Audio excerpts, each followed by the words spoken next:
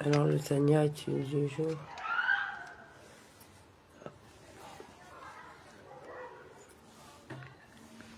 Alors 16 Elul, 5785, Igeres à Kodesh, chapitre 14. C'est donc à ce propos qu'il est écrit « Les yeux de l'Éternel ton Dieu sont toujours portés sur elle ».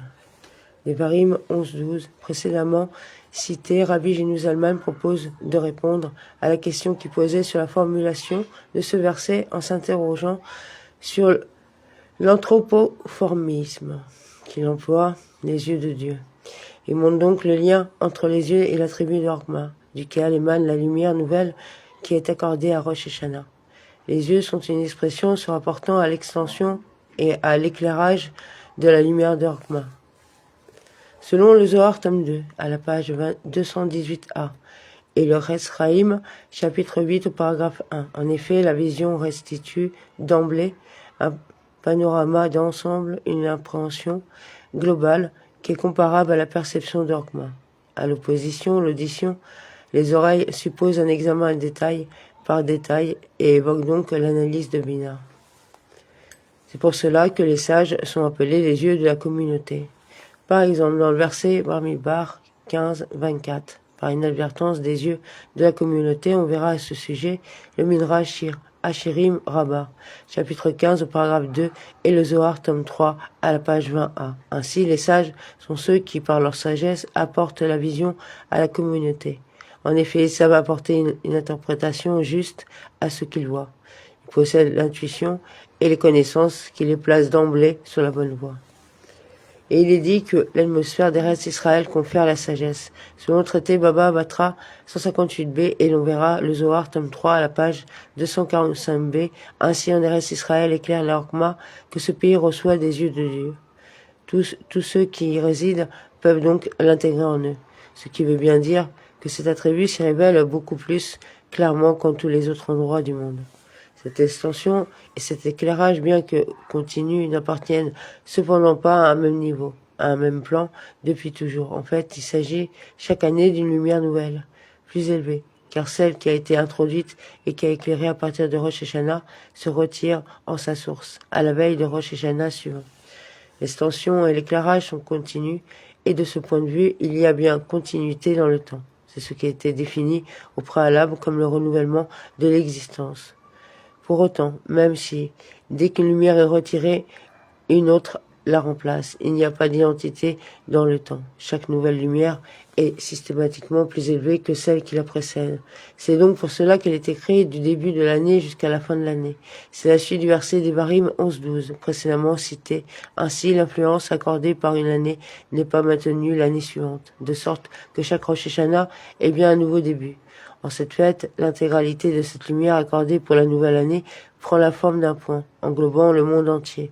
Puis par la suite, tout au long de l'année, ce point se détaille et se précise jusqu'à la veille de Rosh Hashanah suivant. Le retrait de la lumière correspond au détachement de Malchut, qui réintègre sa source, jusqu'à ne devenir qu'un point.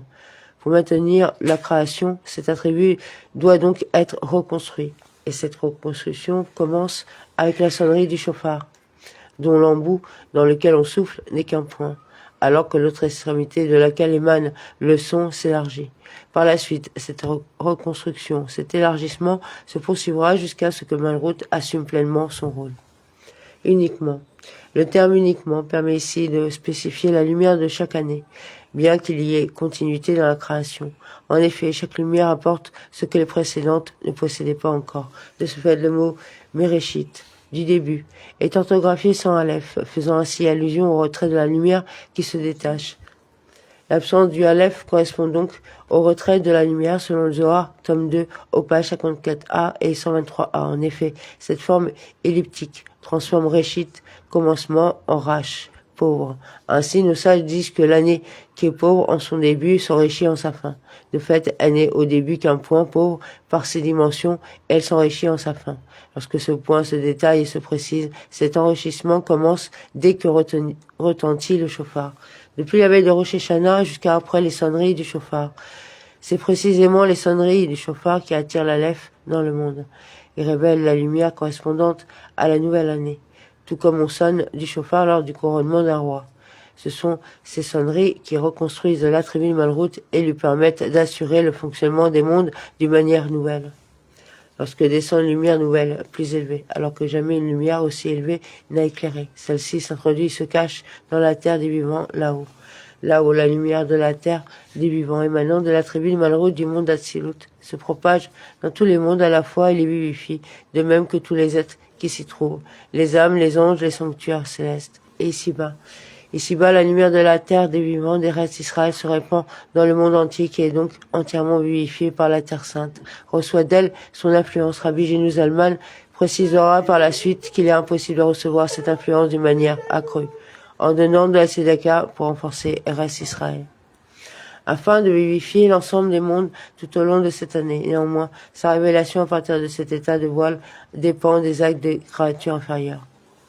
Ceci est la réponse de la question qui a été posée au début de cette lettre. Ainsi, chaque année est révélée une lumière nouvelle, plus élevée, émanant de l'aroma de Dieu, béni soit-il, qui est la source de la vie pour Eretz Israël à la fois ici-bas et là-haut. Plus précisément, cette lumière se dissimule en Eretz Israël et les hommes doivent faire en sorte de la révéler. C'est pour cette raison qu'il est nécessaire d'accroître chaque année la contribution à la tzedaka pour la Terre Sainte, avec une main pleine et un esprit généreux, afin de mettre en évidence cette lumière cachée. En outre, celle-ci se révèle pleinement année après année, grâce à la Teshuvah des 10 jours de Teshuvah entre Rosh Hashanah et Yom Kippour. De leur mérite et de leur Teshuvah, ces actes et ce mérite sont en particulier la contribution à la tzedaka destinée à la Terre Sainte, selon un montant chaque année plus important, comme le disait le début de cette lettre. Celui qui la donne devient ainsi le partenaire de la Terre Sainte, qui est la source de la vie. Et cette contribution est en l'occurrence annuelle parce que chaque année, à partir de Rosh Hashanah, une lumière nouvelle éclaire et reste Israël, source de la vitalité pour l'année qui vient. Pendant les 10 jours de Teshuvah, cela sera suffisant pour l'initier. La précision introduite par cette phrase est vraisemblablement la suivante.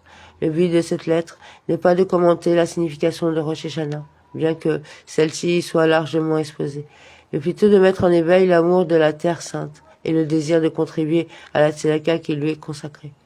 De fait, la présente lettre a vraisemblablement été rédigée à proximité de Rosh Hashanah. Elle rappelle donc que la lumière divine émanant de l'attribut d'Orma du monde Atzilut, qui se révèle à partir de cette fête, éclaire Eretz Israël, chaque année d'une manière accrue, à la fois quantitativement et qualitativement. Il doit donc en être de même pour la tzedaka qui est consacrée à la Terre Sainte. Celle-ci requiert aussi une application accrue, quantitativement et qualitativement, d'année en année. La fin de cette lettre précise que cette contribution a également une incidence sur la révélation de la lumière. Dans un premier temps, en effet, celle-ci est cachée, elle apparaît à l'évidence en fonction de la tzedaka qui est collectée pour Eretz Israël. Amen.